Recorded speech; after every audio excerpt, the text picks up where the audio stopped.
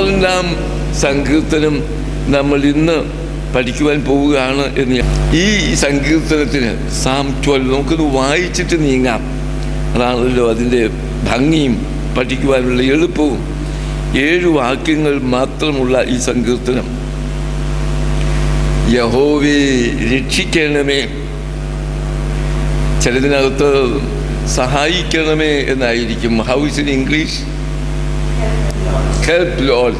രക്ഷിക്കണമേ എന്നല്ല, സഹായിക്കണമേ എന്നാണ്. POC കത്തോലിക്ക ബൈബിളിലൊക്കെ സഹായിക്കണമേ എന്നാണ്. യഹോവേ രക്ഷിക്കണമേ, ഭക്തന്മാർ ഇല്ലാതെ പോകുന്നു, വിശ്വസ്തന്മാർ മനുഷ്യപുത്രന്മാരിൽ കുറഞ്ഞിരിക്കുന്നു, ഓരോരുത്തൻ താൻ്റെ കൂട്ടുകാരനോട് വ്യാജം സംസാരിക്കുന്നു, കപടമുള്ള അധരത്തോടും ഇരുമനസ്സോടും കൂടി അവർ സംസാരിക്കുന്നു. കപടമുള്ള അധരങ്ങളെയൊക്കെയും വമ്പ് പറയുന്ന നാവിനെയും യഹോവ ഛേദിച്ചു കളയും. ഞങ്ങളുടെ നാവ് കൊണ്ട് ഞങ്ങൾ ജയിക്കും, ഞങ്ങളുടെ അധരങ്ങൾ ഞങ്ങൾക്ക് തുണ, ഞങ്ങൾക്ക് യജമാനൻ ആര് എന്ന് അവർ പറയുന്നു. എളിയവരുടെ പീഡയും ദരിദ്രന്മാരുടെ ദീർഘശ്വാസവും നിമിത്തം ഇപ്പോൾ ഞാൻ എഴുന്നേൽക്കും, രക്ഷയ്ക്കായി കാക്ഷിക്കുന്നവനെ ഞാൻ അതിനാക്കും എന്ന് യഹോവ അരുളി ചെയ്യുന്നു. 6-ാമത്തേത്, യഹോവയുടെ വചനങ്ങൾ നിർമ്മല വചനങ്ങളാകുന്നു, നിലത്ത് ഉലയിൽ ഉരുക്കി 7 പ്രാവശ്യം ശുദ്ധി ചെയ്ത വെള്ളി പോലെ തന്നെ. യഹോവേ നീ അവരെ കാത്തുകൊള്ളും, ഈ തലമുറയിൽ നിന്ന് നീ അവരെ എന്നും സൂക്ഷിക്കും. മനുഷ്യപുത്രന്മാരുടെ ഇടയിൽ വഷളത്വം പ്രബലപ്പെടുമ്പോൾ ദുഷ്ടന്മാർ എല്ലായിടവും സഞ്ചരിക്കുന്നു. ഈ സങ്കീർത്തനത്തിന് CH സ്പർജൻ കേട്ടിട്ടുണ്ടോ? CH സ്പർജൻ എന്ന് പറയുന്ന ആള് SPURGEON സ്പർജൻ ഒരു ബ്രിട്ടീഷുകാരനാണ്. കഴിഞ്ഞ നൂറ്റാണ്ടിൽ ജീവിച്ച ഒരാളാണ്. വലിയ 3 വോളിയംസ് ഈ സങ്കീർത്തനത്തെ പറ്റി മാത്രം എഴുതിയിട്ടുണ്ട് സ്പർജൻ. അത് എല്ലാം കൂടെ നോക്കുകയാണെങ്കിൽ എനിക്ക് തോന്നുന്നു 2000 പേജിലധികം ഉണ്ട് സങ്കീർത്തനത്തെ പറ്റി മാത്രം. അത് ചെറിയ ടൈപ്പിൽ കട്ടി കുറഞ്ഞ കടലാസിലുമാണ്. അദ്ദേഹം ഈ സങ്കീർത്തനത്തിനെ പറ്റി പറഞ്ഞിരിക്കുന്ന ഒരു പ്രസ്താവന എനിക്ക് ശ്രദ്ധേയമായി തോന്നി. Good thoughts in bad times. Good thoughts in bad times. തിന്മയുടെ കാലത്ത് നന്മയുടെ ചിന്തകൾ. Good thoughts in bad times. തിന്മയുടെ കാലത്ത് നന്മയുടെ ചിന്തകൾ എന്നാണ് സ്പർജൻ ഇത് നൽകിയിരിക്കുന്ന good thoughts in bad times കൊടുത്തിരിക്കുന്ന ടൈറ്റിൽ. അത് വളരെ ശരിയാണ് താനും. ഇതേത് കാലത്ത് എഴുതിയതായിരിക്കാം? ആരെഴുതിയെന്നതിൻ്റെ മുകളിലുണ്ടല്ലോ, ഇല്ലേ? ദാവീദിൻ്റേതാണ്. ശൗൽ രാജാവ് ദാവീദിനെ പീഡിപ്പിച്ചിരുന്ന കാലത്ത് രചിച്ചതാണ്. നിങ്ങൾക്കറിയാം, ദാവീദ് ശൗലിൻ്റെ കൊട്ടാരത്തിൽ ആയിരുന്നു. പക്ഷേ അവിടെ സുരക്ഷിതമല്ലായിരുന്നു. തന്നെ എപ്പോഴും പേപ്പട്ടിയെപ്പോലെ വേട്ടയാടുന്ന അനുഭവമായിരുന്നു. He was all the time persecuted. ആ ഒരു അനുഭവത്തിലായിരുന്നു ദാവീദ് കഴിഞ്ഞത്. ആ അവസരത്തിലാണ് ഇത് എഴുതുന്നത്. എന്നാൽ മറ്റു പല സങ്കീർത്തനങ്ങളകത്ത് ഞാനും എൻ്റേതും എന്നുണ്ട്. ഇതിനകത്ത് ഒരിടത്ത് ഞാൻ വരുന്ന വാക്കേ ഇല്ല. ഞാനും എൻ്റേതും എന്ന് വരുന്നതേ ഇല്ല. അതിൻ്റെ അർത്ഥം എന്താ? ഇത് പൊതുവായിട്ടുള്ള ഒന്നാ. വ്യക്തിപരമായ ഒരു അനുഭവത്തെക്കുറിച്ചല്ല പറയുന്നത്. വ്യക്തിപരമായ കാര്യമാണെങ്കിൽ നിന്നോട് തന്നെ ഞാൻ പാപം ചെയ്തു, നിന്റെ മുമ്പിൽ ഞാനുണ്ട്. ഇതിനകത്തതില്ല. ഞാനും എൻ്റേതും ഇല്ല. അതിൻ്റെ കാരണം ഇത് പൊതുവായി ഉള്ള ഒരു പശ്ചാത്തലത്തിൽ എഴുതിയതാണ്. വ്യക്തിപരമായ പരാമർശമൊന്നും അതിനകത്ത് ഇല്ല. പക്ഷെ ഇതിൻ്റെ ഒരു ആദ്യത്തെ വാക്യം നമ്മൾ വായിക്കുമ്പോൾ എന്താ പറയുന്നത്? യഹോവേ സഹായിക്കണമേ, അല്ലെങ്കിൽ രക്ഷിക്കണമേ. എന്തുകൊണ്ടാണ്? ഭക്തന്മാർ ഇല്ലാതെ പോകുന്നു. എന്തായിരിക്കാം അത് പറയാനുള്ള കാരണം? സത്യത്തിൻ്റെയും ധാർമ്മികതയുടെയും ആത്മീയതയുടെയും പ്രകാശഗോപുരമായി ഇരുന്ന ആരോ ഒരാൾ മരിച്ചു കാണും. അങ്ങനെ പോയി കഴിഞ്ഞപ്പോൾ ഈ ആൾ സങ്കടപ്പെടുകയാണ്, യഹോവയെ രക്ഷിക്കണമേ. ആകപ്പാടെ ഒന്ന് നോക്കാനായിട്ട്, ഒന്ന് നോക്കി പ്രചോദനം പ്രാപിക്കാനായിട്ട് ഉണ്ടായിരുന്ന ഒരു ഉത്തമനായ ഒരു വ്യക്തി, വളരെ വിശുദ്ധനായ ഒരാൾ പോയി ഇനിയും ഞങ്ങളെ സഹായിക്കണമേ എന്ന് പറയുന്ന ഒന്നായിരിക്കണം ഇതിൻ്റെ പശ്ചാത്തലം. അപ്പോൾ ഏതോ ഒരു വ്യക്തി, ആ ആളിൻ്റെ വേർപാട്, ഉത്തമനായ ഒരു വ്യക്തിയുടെ വേർപാടാണ് ഈ വിധത്തിൽ വിലപിക്കുന്നത്. യഹോവയെ രക്ഷിക്കണമേ, ഞങ്ങളെ സഹായിക്കണമേ. എന്തുകൊണ്ടാ? ഭക്തന്മാർ ഇല്ലാതെ പോകുന്നു, അവരിങ്ങനെ നഷ്ടപ്പെടുന്നു എന്നുള്ളത്. ഈ സങ്കീർത്തനം പരിമലത്തിന്മേനയുടെ ഓർമ്മയ്ക്ക് പലപ്പോഴും ഞാൻ പ്രസംഗിക്കുന്നതിന് ആധാരമായിട്ടെടുത്തിട്ടുണ്ട്. യഹോവയെ രക്ഷിക്കണമേ, ഭക്തന്മാരില്ലാതെ പോകുന്നു. സഭയിൽ ഇപ്പോഴ് ബുദ്ധിമാന്മാരുണ്ട്, അതുപോലെ തന്നെ ധനവാന്മാരുണ്ട്, മറ്റ് മേധാശാലികളുണ്ട്, സംഘടനാ പാഠവും ഉള്ളവരുണ്ട്. പക്ഷേ ഇല്ലാത്തതാരാ? ഭക്തന്മാരില്ല. അതിൻ്റെ കുറവാണ് ഉള്ളത്. നിങ്ങൾക്കറിയാം, സോദോമിനെ നശിപ്പിക്കാൻ യഹോവ നിശ്ചയിച്ചപ്പോൾ അബ്രഹാം പറയുന്നു, എന്താ പറഞ്ഞത്? ആദ്യം പറഞ്ഞു 50 പേര്, 50 പേരുണ്ടെങ്കിൽ ഇല്ല. അബ്രഹാമിനൊരു സംശയം, 50 പേര് കാണിക്കല്ലേ, ഒന്നുകൂടി ഇറക്കി പിടിച്ചു. എത്രയാ? 45, പിന്നെ 40, പിന്നെ 30, 20, പിന്നെ ചോദിക്കുക. അപ്പോഴേക്ക് പിന്നെയും പറയും, അയ്യോ ഞാൻ ക്ഷമിക്കണം, എപ്പോഴും ഇങ്ങനെ വന്ന് വാദിക്കുന്നത്, ഞാൻ കേവലം ചാരവും, ഞാൻ കേവലം വെണ്ണും പൊടിയുമാണ്, ഞാൻ എങ്ങനെയാണ് അങ്ങോട്ട് അവിടുത്തോട് സംസാരിക്കുന്നത് എന്ന് പറഞ്ഞിട്ട് അബ്രഹാം വീണ് പറയുകയാണ്, എങ്കിൽ 10 പേരുണ്ടെങ്കിൽ ഇല്ല, 10 പേരുണ്ടെങ്കിൽ നശിപ്പിക്കുകയില്ല എന്ന്. അതിൻ്റെ അർത്ഥം എന്താ? ഉത്തമരും ഭക്തരുമായ ആളുകൾ അങ്ങിങ്ങായിട്ടൊക്കെ ഉള്ളത് കൊണ്ടാണ് ഇന്ന് ഇതൊക്കെ കഴിയുന്നത്. അല്ലെങ്കിൽ ഇത് പണ്ടേ പോയേനി എന്നുള്ളത്. എന്നും എക്കാലത്തും നമ്മൾ വിചാരിക്കാത്ത വിധത്തിൽ അങ്ങിങ്ങായി ചില ആളുകളുണ്ട്. അത് മെത്രാനും അച്ഛനും ഒന്നും ആകണമെന്നില്ല. ചില വീട്ടമ്മമാരായിരിക്കും. ഭക്തിയുള്ള, നിഷ്ഠയുള്ള, നല്ല ആത്മീയതയുള്ള ആളുകൾ അങ്ങിങ്ങായിട്ടൊക്കെ ഉണ്ട്. അതുകൊണ്ടാണ് അത് നിൽക്കുന്നത്. 10 പേരില്ലാത്തതിനാൽ ആ നഗരം നശിപ്പിക്കപ്പെട്ടു. 10 പേരില്ല ഉണ്ടായിരുന്നെങ്കിൽ നശിപ്പിക്കുകയില്ലായിരുന്നു എന്നാണ് നമുക്ക് പറയാൻ കഴിയുന്നത്. ഇതുപോലെ ഏലിയാവ് പ്രലപിക്കുന്നുണ്ടല്ലോ, യഹോവേ ഞാൻ മാത്രമേ ഉള്ളൂ, മറ്റുള്ളവരൊക്കെ നിന്നെ വിട്ടുപോയി. ഒന്ന് വായിച്ചാട്ടെ, 1 Kings 19:10. 1 Kings 19:10. 1 രാജാക്കന്മാർ 19:10.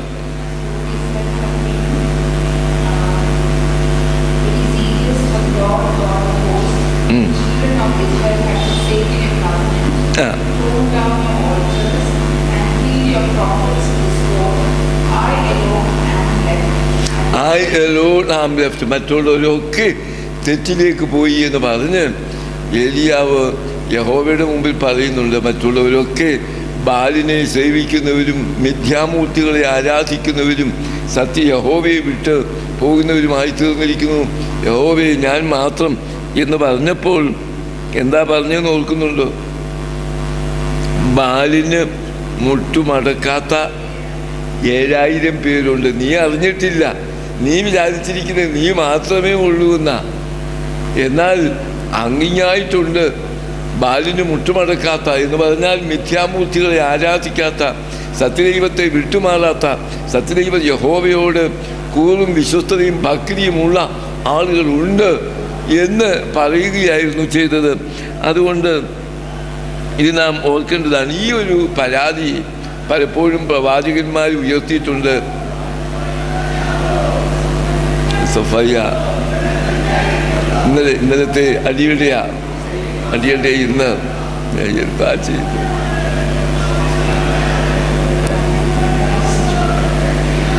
ഇത് ഈ കൊച്ചു കൊരങ്ങിനെ കൊണ്ട് വലിയ കൊരങ്ങ് തീ കോരിക്കുന്നു പറഞ്ഞ പോലെ ഈ പിള്ളേരെ ഇളക്കി വിട്ടിട്ട് പുറകിൽ നേതാക്കന്മാരങ്ങനെ ഇരിക്കുക. അത് നമുക്ക് തിരിച്ചു വരാം. മീഖ പ്രവചനത്തിലും ഇതുപോലെ തന്നെ പറയുന്നുണ്ട്. മീഖ ചാപ്റ്റർ 7:17. അത് കണ്ടുപിടിക്കാൻ പാടാ. മീഖ ഇല്ലേ, എവിടെയാ? മീഖ ചാപ്റ്റർ 7:17, ഐസയ ചാപ്റ്റർ 57:1-13. അതും കൂടെ നോക്കാം. 57 യെശയ്യാവ് 57:1-13. അവിടെയും പറയുന്ന ഒരു കാര്യം ഇത് തന്നെയാണ്. ജനമൊക്കെയും വിട്ടുപോയിരിക്കുന്നു, നന്മ ചെയ്യുന്നവരില്ല, ജനമൊക്കെ തിന്മയിലേക്ക് പോയിരിക്കുന്നു എന്നുള്ളതാണ് ഇവിടെ പറയുന്നത്. ആ ആ ആ അതായത് ഇവിടെ ഇത് തന്നെയാണ്, ഈ ആശയം തന്നെയാണ്. യഹോവയെ ഭക്തന്മാർ ഇല്ലാതെ പോകുന്നു എന്ന സങ്കീർത്തനക്കാരൻ്റെ അതേ പരിദേവനം, same grumbling, same complaint is being raised here also in Isaiah 57. നമ്മുടെ ഐസയ 57:1-13, മീഖ 7:17. ഇവിടെ ഞാൻ നേരത്തെ സൂചിപ്പിച്ചതുപോലെ നമ്മുടെ സമൂഹത്തെ പറ്റി പറയുമ്പോഴും ഇത് വളരെ മനസ്സിൽ തോന്നിപ്പോകുന്ന കാര്യമാണ്. ധാർമ്മികമായ തകർച്ച ആരെയും നിരാശപ്പെടുത്തത്തക്ക വിധത്തിൽ ഇന്ന് എവിടെ നോക്കിയാലും ഇത് തന്നെയാണ്. അപ്പോഴാണ് സങ്കീർത്തനക്കാരൻ 7-ാമത്തെ വാക്യത്തിൽ പറയുന്നത് എന്തുവാ? ദൈവം നോക്കിക്കോളും, യു ഡോണ്ട് വറി. നമ്മളിങ്ങനെ അയ്യോ എല്ലാവരും പോയി, ഞാൻ മാത്രമേ ഉള്ളൂ, മറ്റുള്ളവരൊക്കെ ധാർമ്മികതയൊക്കെ പോയി, നീതിമാന്മാരും ഭക്തന്മാരും ഒക്കെ പോയി എന്നൊക്കെ പറയുന്ന മറുപടിയൊന്നും കൂട്ടണ്ട. യഹോവ he will take care of, don't worry about it. നിന്റെ തലയെക്കൂടെ അല്ല പോകുന്നത്, God will take care of. യഹോവയെ നീ അവരെ കാത്തുകൊള്ളും, ഈ തലമുറയിൽ നിന്ന് അവരെ രക്ഷിക്കും. ഇത് നാം ഓർക്കേണ്ടതാണ്. ഈ വാക്യം റഷ്യൻ ഓർത്തഡോക്സ് സഭയിൽ വിവാഹത്തിന് ഏവൻഗേലിയൻ വായിക്കും. ഏവൻഗേലിയൻ വായിക്കുന്നതിന് മുമ്പ് ഹല്ലേലൂയ ഹല്ലേലൂയ എന്ന് പറഞ്ഞുകൊണ്ടൊന്ന് പാടുമല്ലോ. നമ്മുടെ വിവാഹത്തിന് എന്തുവാ പാടുന്നത്? സ്തുതി ബലി അല്ലല്ലോ, അത് വിവാഹത്തിനല്ലല്ലോ, കുർബാനയ്ക്ക്. കുർബാനയ്ക്കതാ ചൊല്ലുന്നത്, സ്തുതി ബലികൾ അർപ്പിച്ചു. മോദിക്കട്ടെ ബല, കൊള്ളാമല്ലോ മോദിക്കുന്നു. അങ്ങനെ മാമോദിസായിക്കുമുണ്ട് ഇങ്ങനെ ചൊല്ലുന്നത്. റഷ്യൻ ഓർത്തഡോക്സ് സഭയിൽ വിവാഹത്തിന് മുമ്പ് എവൻഗേലിയം വായിക്കുമ്പോൾ അതിനു മുമ്പ് ഈ വാക്യം പാടും. ഹല്ലേലൂയ ചൊല്ലിക്കഴിഞ്ഞിട്ട് പാടുന്നതാ. 7-ാമത്തെ വാക്യം എന്താ? യഹോവേ നീ അവരെ കാത്തുകൊള്ളും, ഈ തലമുറയിൽ നിന്ന് അവരെ രക്ഷിക്കും. ഇതാരെ പറ്റിയാ? മണവാളിനെയും മണവാട്ടിക്കുള്ള ആശംസയാണ്. ഒരു ഹ്രസ്വഗാനമായിട്ട് അവർ ചെയ്യുന്ന ദമ്പതികൾ സ്നേഹത്തിലും ഐക്യത്തിലും കാത്തുകൊള്ളുമാറാകട്ടെ എന്ന ആശംസയാണ് അതിൽ അടങ്ങിയിരിക്കുന്നത്. പോയിട്ട് നമുക്കിതിനെ ഒന്ന് വിഭജിക്കാം. 1 മുതൽ 4 വരെയുള്ള വാക്യങ്ങൾ ഇറ്റ്സ് എ പ്രെയർ. ആരിൽ നിന്ന് രക്ഷിക്കാനുള്ള പ്രാർത്ഥനയാണ്. അൺഗോഡ്ലി മെൻ, അല്ലെങ്കിൽ വ്യാജം പറയുന്നവര് ഇല്ലേ, ഹു സേസ് ലൈസ്, വ്യാജം പറയുന്നവർ, വ്യാജ ഭാഷണക്കാരിൽ നിന്ന് ഞങ്ങളെ രക്ഷിക്കണമേ എന്നുള്ള പ്രാർത്ഥനയാണ് ഇതിൽ ഉള്ളത്. 1 മുതൽ 4 വരെ. പിന്നത്തേത്, രണ്ടാമത്തേത് 5 to 7.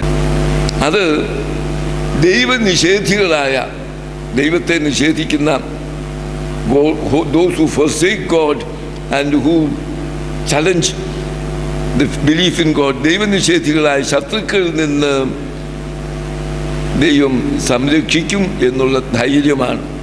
ഇവിടെ നമുക്ക് ആദ്യത്തെ വാക്യമെന്നെടുക്കാം. ഈ ഉപ്പ്, നിങ്ങൾ ഭൂമിയുടെ ഉപ്പാകുന്നു എന്ന് പറഞ്ഞപ്പോൾ എന്താ കർത്താവ് അർത്ഥമാക്കുന്നത്? പല ആശയങ്ങളുണ്ട്. ഒന്ന്, you are the salt of the earth. How will you explain it? Very essential എന്നുള്ളത്. എന്തുകൊണ്ട് എസെൻഷ്യൽ? ഉപ്പ്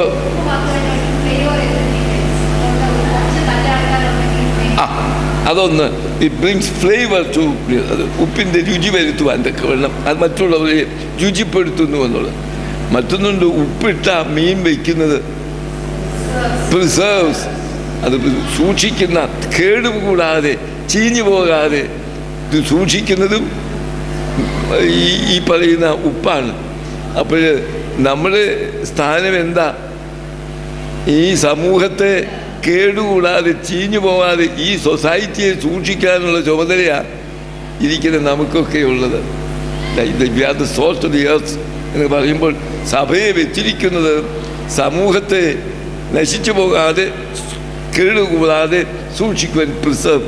2, സമൂഹത്തിന് രുചി വരുത്തുവാൻ തക്കവണ്ണം, അതിൻ്റെ നല്ല ഫ്ലേവർ വരുത്തുവാൻ തക്കവണ്ണം, അതിന് ചെയ്യുവാൻ തക്കവണ്ണമുള്ള ദൗത്യമുണ്ട് എന്നാണ് നമുക്കിവിടെ ഓർക്കുവാനായിട്ടുള്ളത്. അപ്പോൾ യഹോവയെ രക്ഷിക്കണമേ എന്നുള്ളതിന് സഹായിക്കണമേ എന്നുള്ള തർജ്ജമയായിരിക്കും കുറേ കൂടെ ശരി. ഇത് ആ വാക്കിന് ഏത് ഭാഷയിലാണ് സങ്കീർത്തനം എഴുതിയത്? ഹീബ്രു ഭാഷയിലുള്ള. അപ്പോൾ ആ വാക്കിൻ്റെ അർത്ഥം വിടുവിക്കണമേ, സംരക്ഷിക്കണമേ, സഹായിക്കണമേ എന്നെല്ലാം, രക്ഷിക്കണമേ എന്നൊക്കെ അർത്ഥമുണ്ട് ആ പദത്തിന്. ചെറിയൊരു പ്രാർത്ഥനയാണ്, അതെപ്പോഴും നമ്മുടെ നാവിൽ ഉയരാവുന്ന നല്ല യഹോവയെ സഹായിക്കണമേ, യഹോവയെ വിടുവിക്കണമേ, യഹോവയെ ഞങ്ങളെ സംരക്ഷിക്കണമേ എന്നുള്ള പ്രാർത്ഥന. പ്രത്യേകിച്ച് ഇത് ഭക്തരായ ആളുകൾ കുറയുമ്പോൾ വിശ്വസ്തതയുടെ സ്വാധീനം നഷ്ടമാകും. ദൈവഭയം ഇല്ലാത്തടത്ത് സത്യത്തിൻ്റെ പ്രസക്തിയും ഇല്ലാതാവും. അപ്പോഴാണ് ഈ പ്രാർത്ഥനയുടെ ഒരു പ്രസക്തി നമുക്ക് ഓർക്കാമാവുന്നത്. പിന്നെ അവിടെ അടുത്ത വാക്യത്തിൽ പറയുന്നത്, അങ്ങനെ ഭക്തരായ ആളുകൾ കുറഞ്ഞു വരുമ്പോൾ വരുന്ന കാര്യമാണ് കൂട്ടുകാരനോട് വ്യാജവും കാപട്യവും ഒക്കെ പെരുമാറുന്നത്. ഈ തരത്തിലുള്ള ഉത്തമരായ ആളുകൾ ഇല്ലാതെ പോകുമ്പോഴാണ് ഈ പറയുന്ന സത്യസന്ധതയും ഒക്കെ പോയിട്ട് മുഖസ്തുതിയും കപടവാക്യവും ഒക്കെ നാം ഉയർന്നു വരുന്നത്. പിന്നെ 3, 4 വാക്യങ്ങൾ നിങ്ങളൊന്ന് വായിച്ചാൽ ഈ സാഹചര്യത്തിൽ എന്തോ ചെയ്യണമെന്നാണ് പറയുന്നത്. മനുഷ്യനൊന്നും ചെയ്യാനില്ല, ആ സാഹചര്യത്തിൽ ദൈവം പ്രവർത്തിക്കണം എന്ന പറയുന്നത്. കപടമുള്ള അധരങ്ങളെയൊക്കെയും വമ്പ് പറയുന്ന നാവിനെയും യഹോവ ഛേദിച്ചു കളയും. അത്തരക്കാർ പറയുന്ന 3 കാര്യമുണ്ട്. പ്രശംസാപൂർവമായിട്ട് ഈ വങ്കത്വമുള്ളവർ പറയുന്ന 3 കാര്യങ്ങൾ. ഒന്നെന്താണെന്ന് പറയാമോ? ഞങ്ങൾ നാവ് കൊണ്ട് ഞങ്ങൾ ജയിക്കും. അവർ പറയുന്നതാ, ഞങ്ങളുടെ നാവ് ഞങ്ങളുടെ കയ്യിലുണ്ടെങ്കിൽ ഞങ്ങൾക്ക് ആരെയും വീഴ്ത്താം, ഞങ്ങൾക്ക് ഏതും നേടാം. അത് അവരുടെ വമ്പത്വം, അവർ വീമ്പടിക്കുന്ന വാക്കുകളാണ്. ഒന്നതാണ്. വ്യാജവും വക്രതയുമാണ് അവർ സംസാരിക്കുന്നതെങ്കിലും അതിൽ കൂടി വിജയം വരിക്കാം എന്നാണ് അവർ അവകാശപ്പെടുന്നത്. 2, ഞങ്ങളുടെ അധരങ്ങൾ ഞങ്ങൾക്ക് തുണ എന്ന് പറഞ്ഞാൽ ഞങ്ങളുടെ പിൻബലം ഞങ്ങളുടെ നാവാ. ഞങ്ങൾക്ക് നാവുണ്ട്. ഞങ്ങളുടെ ഈ സംഭാഷണത്തിൽ കൂടി, ഞങ്ങളുടെ പ്രസ്താവനകളിൽ കൂടി ആരെയും വീഴ്ത്തുവാൻ, ആരെയും കീഴ്പ്പെടുത്തുവാൻ സാധിക്കും. പിന്നെ 3 പറയുന്നത് എന്താ എന്ന് പറഞ്ഞാൽ, ഞങ്ങളെ കീഴടക്കാൻ ആരാ ഉള്ളത്? ഞങ്ങളെ ഡിഫീറ്റ് ചെയ്യാൻ ആരുമില്ല. ഞങ്ങളെ നിയന്ത്രിക്കുവാൻ ആര് വരും? അതാ യജമാനൻ എന്നുദ്ദേശിക്കുന്ന അതാണ്. ഞങ്ങളെ കീഴടക്കുവാൻ, ഞങ്ങളെ നിയന്ത്രിക്കുവാൻ ഭൂമിയിലും ആകാശത്തിലും ഒരു ശക്തിക്കും ഞങ്ങളെ കീഴടക്കുവാൻ. ഈ 3 പ്രസ്താവനകളും ഈ കാപട്യമുള്ളവരുടെ, വഞ്ചന നിറഞ്ഞവരുടെ, അന്നത്തെ അഹംഭാവത്തിൽ അവർ വിളിച്ചു പറയുന്ന പ്രസ്താവനകളാണ്. ഇന്നും ഇത്തരക്കാരായ ആളുകളുണ്ട്. ഞങ്ങൾക്ക് ആരെയും പേടിക്കേണ്ട കാര്യമൊന്നുമില്ല, ഞങ്ങൾക്ക് ഞങ്ങളുടേതായിരിക്കുന്ന കഴിവുണ്ട് എന്ന്. പക്ഷേ ഇവിടെയാണ് കർത്താവ് പറഞ്ഞ വാക്കുകൾ ഓർക്കുവാനുള്ളത്. മത്തായി 12:39 അയച്ചു.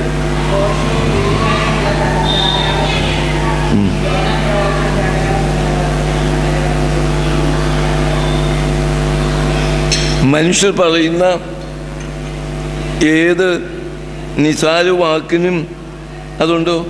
ആസാമിൽ കുറെ കൂടെ ശക്തിയായിട്ട് ഇത് വ്യാപാരം ഇത് നടത്തി എന്നുള്ളത്, ഇതാണ് ഇന്നത്തെ ഒരു അനുഭവത്തിൽ നമുക്ക് കാണാമാകുന്നത്.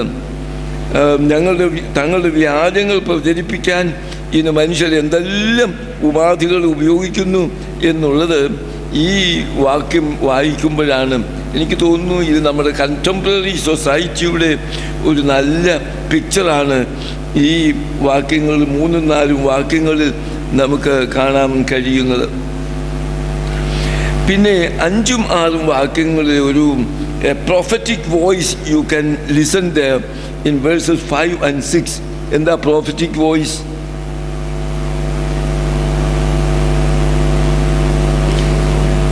എളിയവരും പീഡിതൻ ദരിദ്രന്മാരും ദീർഘശ്വാസ നിമിത്തം ഇപ്പോൾ ഞാൻ എഴുന്നേൽക്കും, രക്ഷയ്ക്കായി കാക്ഷിക്കുന്നവനെ ഞാൻ അതിലാക്കും. ഏതിലാക്കും?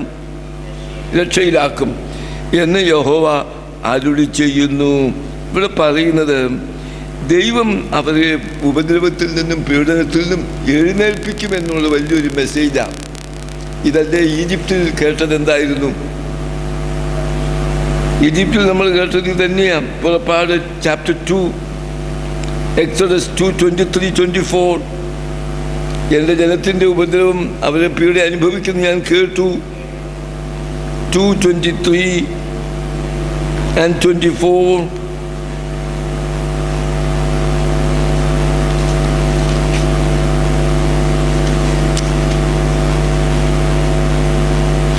ഏറെ നാൾ കഴിഞ്ഞിട്ട് മിസ്രയീം രാജാവും ഇസ്രായേൽ മക്കളും അടിമവേല നെടുവേർപ്പെട്ട് നിലവിളിച്ചു. അടിമവേല ഹേതുവായുള്ള നിലവിളി ദൈവസന്നിധിയിൽ എത്തി. ദൈവം അവരുടെ നിലവിളി കേട്ടു.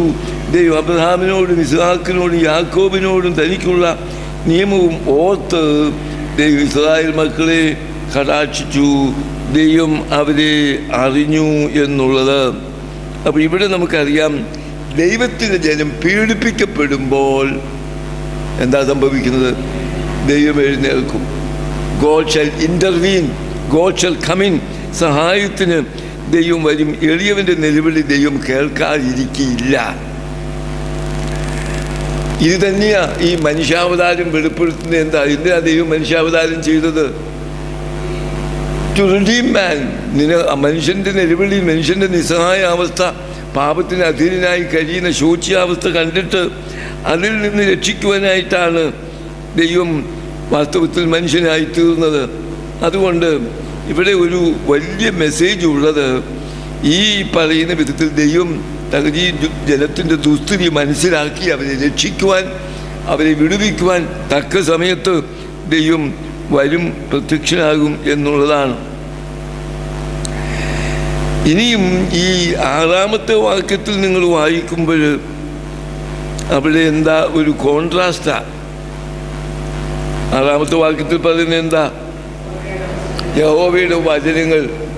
മറ്റതോ അത് മുമ്പ് മനുഷ്യൻ്റെ വചനങ്ങളാണ് മുമ്പേ പറഞ്ഞത്, മോളിൽ പറഞ്ഞത്. മനുഷ്യൻ്റെ വചനങ്ങൾ വ്യാജം, കളവ്, വഞ്ചന, കാപട്യം, ഇതെല്ലാം നിറഞ്ഞ മനുഷ്യൻ്റെ വചനങ്ങൾ. Just A contrast. ദൈവത്തിൻ്റെ വചനമോ നിർമ്മല വചനങ്ങളാണ്.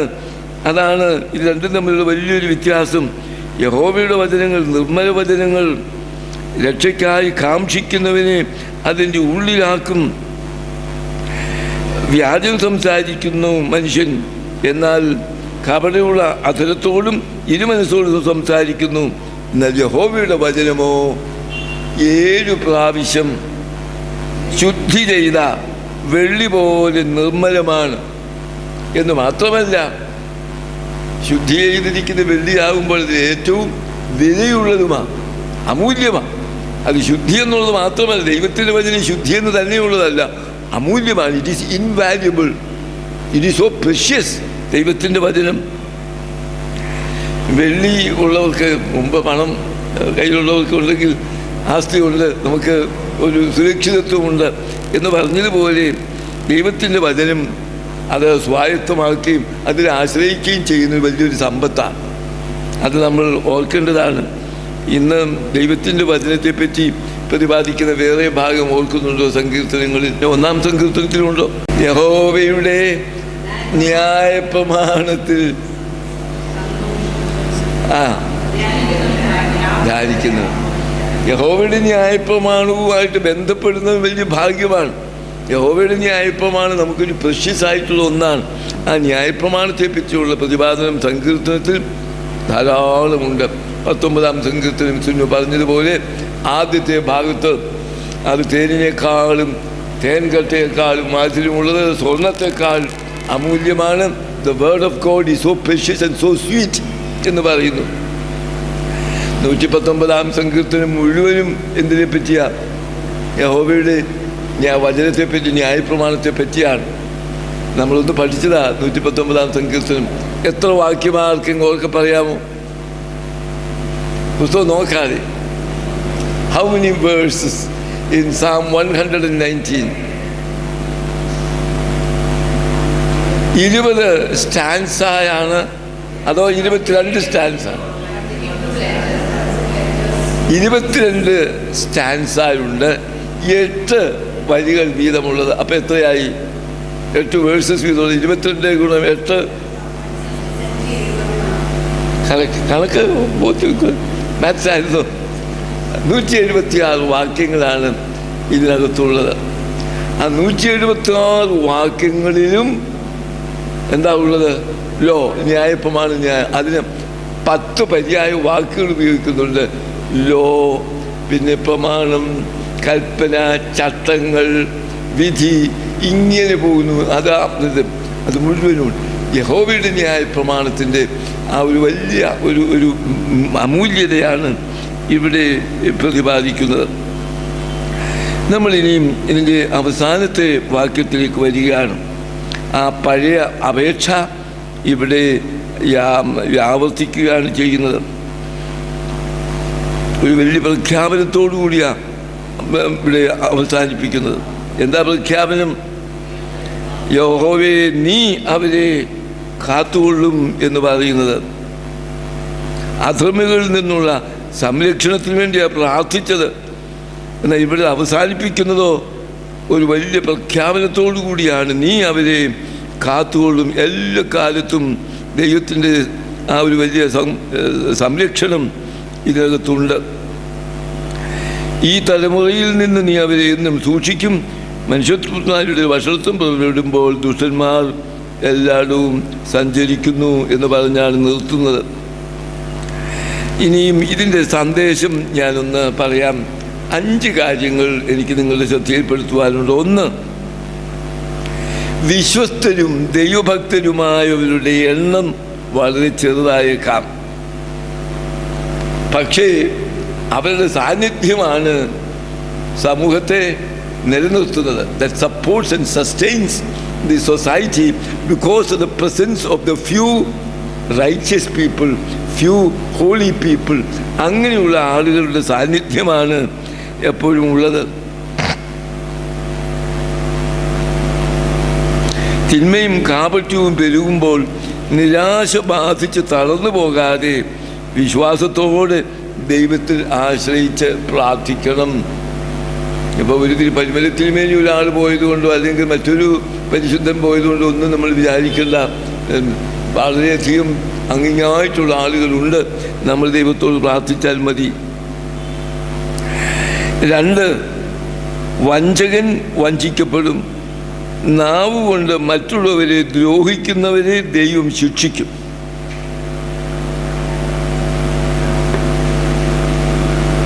വഞ്ചകൻ വഞ്ചിക്കപ്പെടും. നാവ് കൊണ്ട് മറ്റുള്ളവരെ ദ്രോഹിക്കുന്നവരെ ദൈവം ശിക്ഷിക്കും. കാരണം എന്താ? ദൈവം മരണത്തിൻ്റെയും ജീവൻ്റെയും നാഥനും നീതിയുടെയും സത്യത്തിൻ്റെയും ദൈവവുമാണ് എന്നുള്ളത് കൊണ്ട് നമുക്ക് കുറേ കാലം മാത്രമേ മറ്റുള്ളവരെ വഞ്ചിച്ചും കബളിപ്പിച്ചും നിൽക്കാൻ ഒക്കുകയുള്ളൂ. എന്നും പറ്റില്ല. അതുകൊണ്ടാണ് നാം പറയുന്നതും ചെയ്യുന്നതിലൊക്കെ കണക്ക് ബോധിപ്പിക്കേണ്ടതായിട്ട് വരും. നമ്മുടെ നാവ് എപ്പോഴും സൂക്ഷിക്കേണ്ടതാണ്. സംസാരത്തിൻ്റെ കാര്യത്തിലാണ് നമുക്ക് പലപ്പോഴും അപജയങ്ങൾ സംഭവിക്കുന്നത്. അതുകൊണ്ടാണ് യാക്കോബ് ശ്ലീഹ പറയുന്നത്, അല്ല 3-ാം അധ്യായം 1-ാമത്തെ വാക്യം ഞാൻ എപ്പോഴും എന്നോട് തന്നെ പറയുന്നൊരു വാക്യമാണ്. യാക്കോബ് 3:1 എന്താണെന്നറിയാമോ?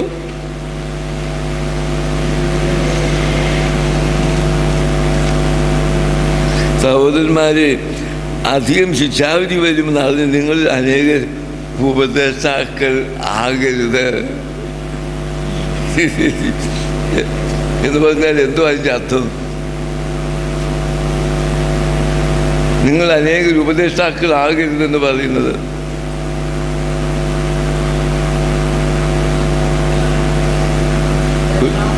ഉപദേഷ്ടാക്കന്മാർ ഒത്തിരി ഉപദേശി നടക്കുന്നവനാ, ജീവിതത്തിൽ ഒന്നും കാണുകയില്ല. ഇങ്ങനെ ഉപദേശിക്കുന്ന ഉപദേശിയാ, കാശ് കിട്ടുകയും ചെയ്യും, ഉപദേശിയായിട്ട് നടക്കുന്നത്. അതുകൊണ്ട് അങ്ങനെയുള്ളവർ അധികം ഉണ്ടാകാതിരിക്കുന്നത് നല്ലത് എന്ന് പറയുന്നത് ഞാൻ ചിലപ്പോഴൊക്കെ ഈ വാക്യം ഓർക്കും. ഇന്ന് രാവിലെ ഓർത്തു, അധികം ശിക്ഷാവിധി വരും എന്നറിഞ്ഞ്, അതാ നിൻ്റെ നാവ് കൊണ്ട് നീ പറയുന്നതിനൊക്കെ ദൈവത്തിന് മുമ്പാകെ ശിക്ഷാവിധി വരും. അപ്പം അതുകൊണ്ട് ഇവിടെ ഈ നാവിൻ്റെ കാര്യത്തിൽ ഒന്ന് ഓർക്കുവാനായിട്ടാണ്. പിന്നെ 3-ാമത്തെ ഒരു സന്ദേശം, ദൈവത്തിൻ്റെ വചനം സത്യസന്ധവും മനുഷ്യന് നന്മ വരുത്തുന്നതുമാണ്. ദൈവവചനത്തെ പറ്റിയുള്ള ഇതിലെ പരാമർശം നമുക്ക് ശ്രദ്ധേയമായിട്ടുള്ള ഒന്നാണ്. പ്രത്യേകിച്ച് നമ്മൾ കേട്ട വചനം എത്രാമത്തേത്? 6-ാമത്തെ വാക്യം. കറക്റ്റ്, 6-ാമത്തെ വാക്യം. ദൈവത്തിൻ്റെ വചനം സത്യസന്ധവും മനുഷ്യന് നന്മ വരുത്തുന്നതുമാണ്. അത് സ്വർണത്തെക്കാളും വെള്ളിയേക്കാളും വിലപ്പെട്ടതാണ്. 19-ാം സങ്കീർത്തനം 9-10.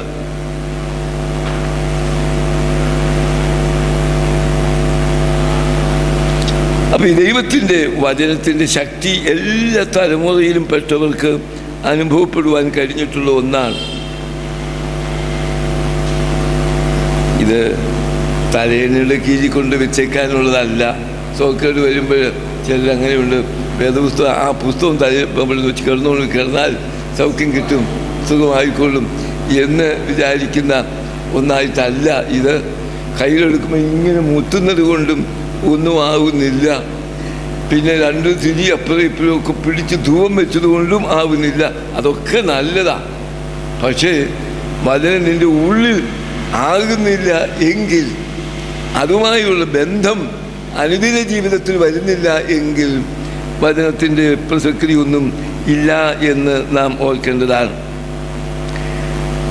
പിന്നെയും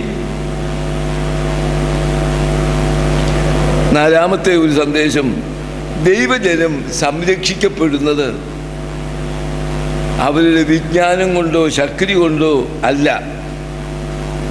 ദൈവജനം സംരക്ഷിക്കപ്പെടുന്നത്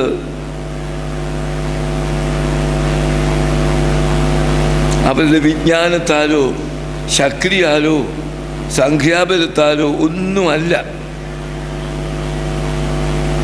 പിന്നെന്താ? ദൈവത്തിലുള്ള ആശ്രയം, അതാണ്. അതിൽ നിന്നുയരുന്ന പ്രാർത്ഥനയാണ് അവരുടെ ബലം. ദൈവത്തിൽ ഉള്ള ആശ്രയവും അതിൽ നിന്നുയരുന്ന ബലവുമാണ് ഇവരുടെ പ്രാർത്ഥനയുമാണ് ഇവരുടെ ബലം. ദൈവജനം സംരക്ഷിക്കപ്പെടുന്നത് അവരുടെ വിജ്ഞാനം കൊണ്ടോ ശക്തി കൊണ്ടോ അതുപോലെ തന്നെ സംഖ്യാബലത്തിലോ ഒന്നുമല്ല. പിന്നെ ദൈവത്തിലുള്ള ആശ്രയവും അതിൽ നിന്നുയരുന്ന പ്രാർത്ഥനയുമാണ് അവരുടെ ബലം. ദൈവത്തിലുള്ള ആശ്രയവും അതിൽ നിന്നുയരുന്ന പ്രാർത്ഥനയുമാണ് അവരുടെ ബലം.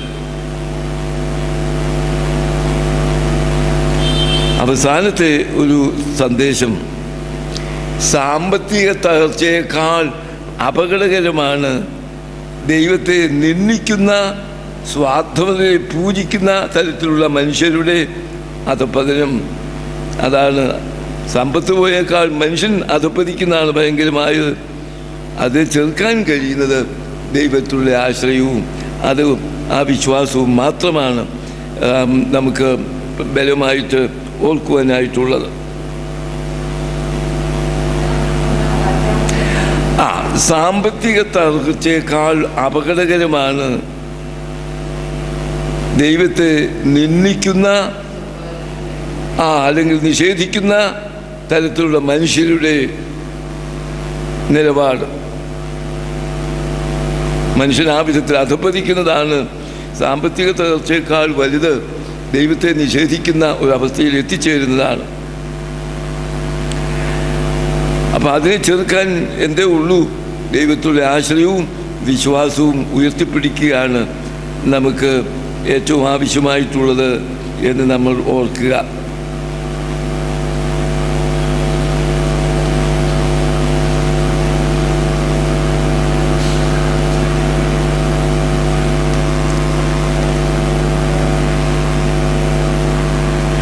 ചെറിയ സങ്കീർത്തനമാണ്, പക്ഷെ ഇതിൽ നിന്ന് മനസ്സിൽ ഓർത്തിരിക്കേണ്ട 2 കാര്യങ്ങൾ നിങ്ങൾ ഓർക്കണം. എന്താ? ഭക്തന്മാർ കുറഞ്ഞു പോകുമ്പോൾ സമൂഹത്തിന് അധപ്പതനമാണ് വരുന്നത്. അതുകൊണ്ട് ആ ഭക്തന്മാരുടെ എണ്ണം കുറയാതിരിക്കാൻ വേണ്ടി പ്രാർത്ഥിക്കുകയും നമ്മൾ ആ ഗണത്തിലാകുവാൻ ശ്രമിക്കുകയും ചെയ്യുക എന്നുള്ളതാണ് നമ്മുടെ എളിയ ജീവിതത്തിൽ. ഞാൻ വലിയ ഭക്തനൊന്നും അല്ലെങ്കിലും എൻ്റെ എളിയ ജീവിതത്തിൽ how far I could lead a saintly life in my relationship with other people, in my relationship with God. എനിക്കെങ്ങനെ ഇത് അത് ഓർക്കുക. 2, കേട്ടതുപോലെ ദൈവത്തിൻ്റെ വചനം അത് അമൂല്യമാണ്, അത് പരിശുദ്ധമാണ്, അത് നമ്മെ പ്രൊട്ടക്റ്റ് ചെയ്യുന്ന ഒന്നായിട്ട് നമുക്ക് അനുഭവപ്പെടണം. ഈ 2 സന്ദേശം ഈ സങ്കീർത്തനത്തിൽ ഏറ്റവും ശക്തമായിട്ടുണ്ട് എന്നെനിക്ക് തോന്നുന്നു.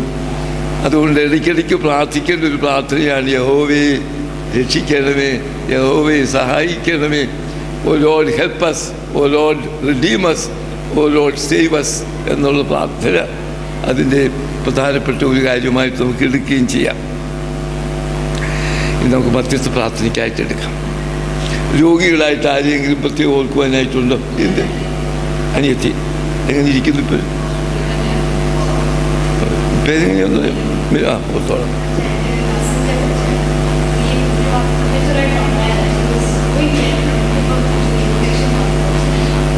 എന്തോ പ്രായമുണ്ട്?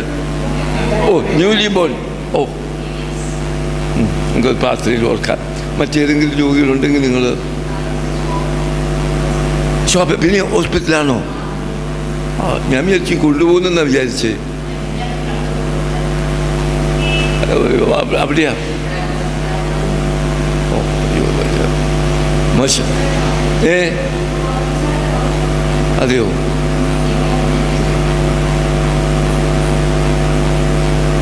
വെനു അങ്ങാപ്പാടെ അങ്ങ് തകർന്ന പലപ്പോഴും എൻ്റെ അടുക്കൊന്ന് വരും, ഒന്ന് പ്രാർത്ഥിക്കാനെന്ന് പറഞ്ഞുകൊണ്ട് കുറിച്ച് വരുന്ന വിഷു. അറിയാമോ ശോഭയാരാന്ന് വെച്ചാൽ? നല്ലൊരു ആത്മീയ തീക്ഷ്ണതയുള്ള ഒരാളാണ്. വേദപുസ്തകമൊക്കെ നന്നായിട്ട് അറിയാം, എടുക്കുന്നുണ്ടായിരുന്നു. ആനത്താനത്തിൻ്റെ ഒരു സ്വാധീനമൊക്കെ ഉണ്ട് വീട്ടിലുള്ള അതൊക്കെയാണ്. പക്ഷേ ഷീസ് പ്രാർത്ഥനയ്ക്ക് വയ്ക്കാം.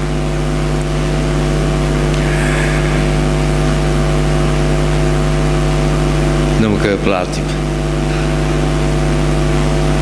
പ്രത്യേകിച്ച് രോഗികളായിരിക്കുന്നവരെ തിരുമുമ്പാകെ നമുക്ക് ഓർക്കാം. നമ്മിപ്പോൾ കേട്ട ഓരോരുത്തരെയും പേര് പറഞ്ഞ് ദൈവസന്നിധിയിലേക്ക് നമുക്ക് കൊണ്ടുവരാം. കർത്താവ് പറയുന്നു, ഞാൻ കേട്ട് മനസ്സരിഞ്ഞ് നിങ്ങളുടെ ദേശത്തിന് സൗഖ്യം വരുത്തും എന്ന്. കർത്താവിൻ്റെ വാഗ്ദാനം ഓർത്തുകൊണ്ട് നമുക്ക് പ്രാർത്ഥിക്കാം.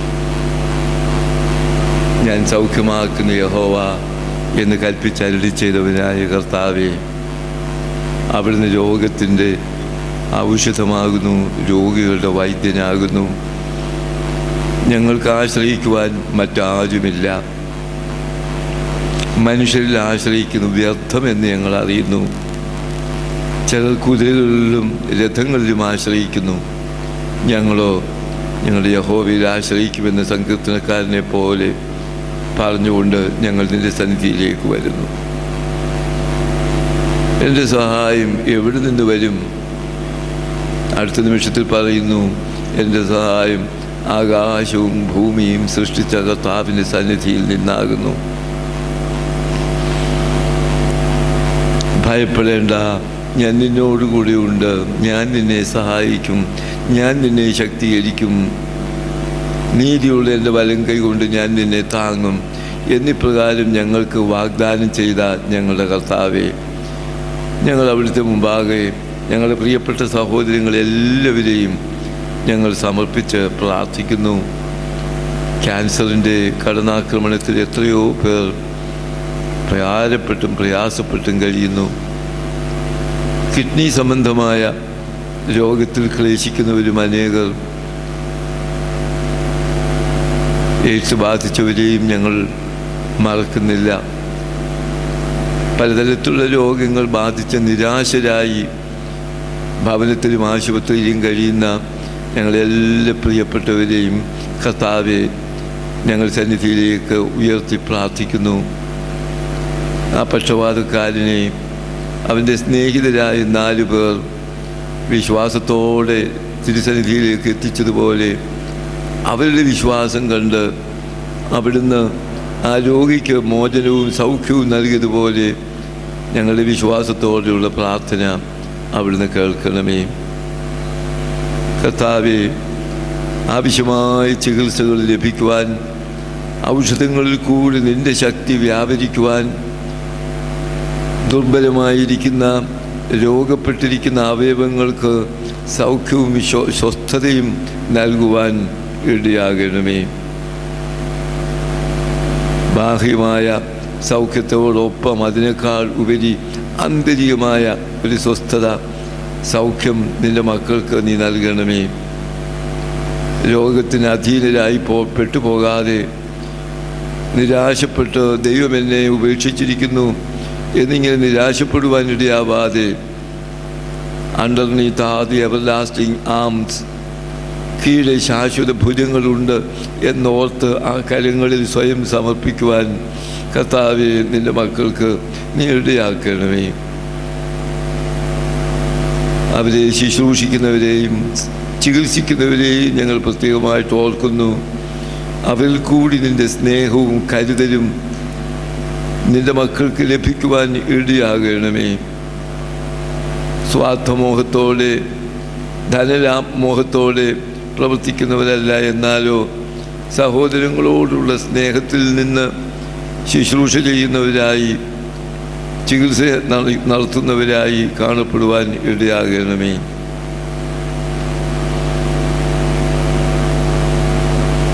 കർത്താവേ, പ്രത്യേകിച്ചും ഞങ്ങളോട് ബന്ധമുള്ളവരും ഞങ്ങൾക്ക് അടുപ്പമുള്ളവരും ഞങ്ങളുടെ പ്രത്യേകമായ പ്രാർത്ഥന ആവശ്യപ്പെടുന്നവരുമായ എല്ലാവരെയും ഞങ്ങൾ ഓർത്ത് പ്രാർത്ഥിക്കുന്നു.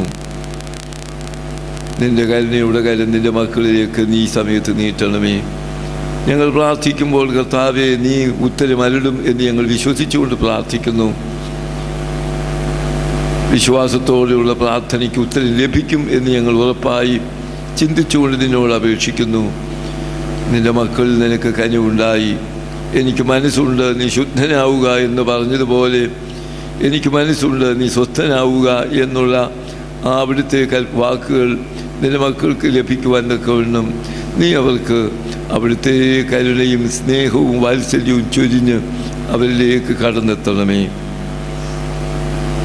രോഗക്കിടക്കയിൽ നിന്ന് അവരെ എഴുന്നേൽപ്പിക്കണമേ. കർത്താവെ, കിടക്കുമ്പോൾ എപ്പോഴും നോട്ടം നിങ്ങളിലേക്ക് ആകുവാൻ തക്കവണ്ണം അവങ്കിലേക്ക് നോക്കിയവർ പ്രകാശിതരായി അവരുടെ മുഖം രചിച്ചു പോയതുമില്ല എന്നുള്ള അനുഭവം നിൻ്റെ മക്കൾക്കുണ്ടാകുവാൻ തക്കവണ്ണം അവരുടെ നോട്ടം നിങ്ങളിലേക്ക് ഉയർത്തുവാൻ തക്കവണ്ണം നീ ഇടയാക്കണമേ.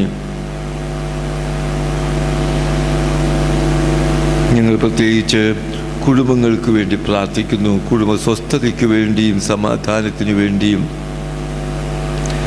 പല കുടുംബങ്ങളിലും ഭാര്യ ഭർത്താക്കന്മാർ തമ്മിലുള്ള ബന്ധം ശിഥിലമായി പരസ്പരം കലഹത്തിലും വിദ്വേഷത്തിലും കഴിയുന്നത് ഞങ്ങൾ അറിയുന്നു.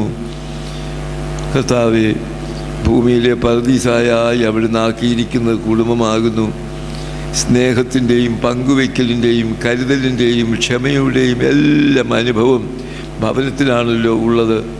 പക്ഷെ അതില്ലാതെ പോകുമ്പോൾ അവിടെ കുട്ടിനരകമായി മാറുകയാണല്ലോ. കർത്താവേ, ഭവനങ്ങളിൽ നിൻ്റെ സാന്നിധ്യം അനുഭവപ്പെടുവാൻ എൻ്റെ മക്കൾക്കിടയാകണമേ.